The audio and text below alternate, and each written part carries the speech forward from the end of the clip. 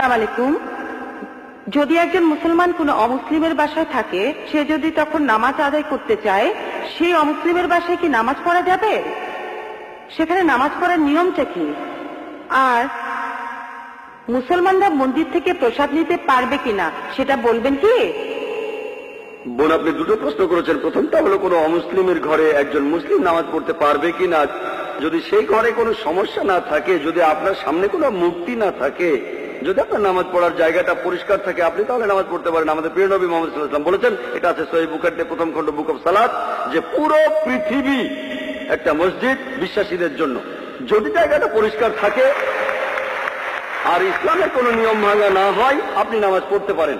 এবারে প্রসাদের ব্যাপারে বলি। প্রসাদ হলো খাবার যেটা পুজোর সময় হিন্দু ধর্মের লোকেরা উৎসর্গ করে তাদের দেবতাদের নামে। আল্লাহ পবিত্র কোরআনে সব মিলিয়ে 4টা আয়াতে বলেছেন। সূরা বাকারার 173 নম্বর আয়াতে আছে, সূরা মাইদার 3 নম্বর আয়াতে উল্লেখ আছে, সূরা আনামের 145 নম্বর আয়াতে আছে, আর সূরা নাহলের 115 নম্বর আয়াতে উল্লেখ আছে, হুররিমাত আলাইকুমুল মাইতাতু ওয়াদ দামু ওয়া লাহমুল খিনজির ওয়া মা উহিল্লা লিগাইরিল্লাহ বিহি। তোমাদের জন্য যে খাদ্যগুলো হারাম, মৃত জন্তু, রক্ত, শূকরের মাংস এবং যেটা জবাই করার সময় আল্লাহ ছাড়া অন্য কারো নাম নেওয়া হয়। তাহলে প্রসাদ খাওয়াটা হারাম। প্রসাদ খাওয়ার অনুমতি নেই ইসলামে।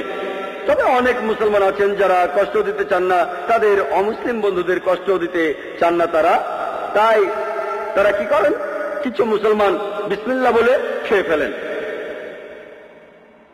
পরের দিন বিসমিল্লাহ বলে মদ খাবেন, বিসমিল্লাহ বলে শুকর খাবেন। যে খাবারে আল্লাহ ছাড়া অন্য দেবতার নাম নেওয়া হয়েছে সেটা ইসলামে হারাম। এখানে আপনি কি করবেন, আমার ভিডিওতে সেট দেখতে পারেন, দাওয়া ও ডিস্ট্রাকশন।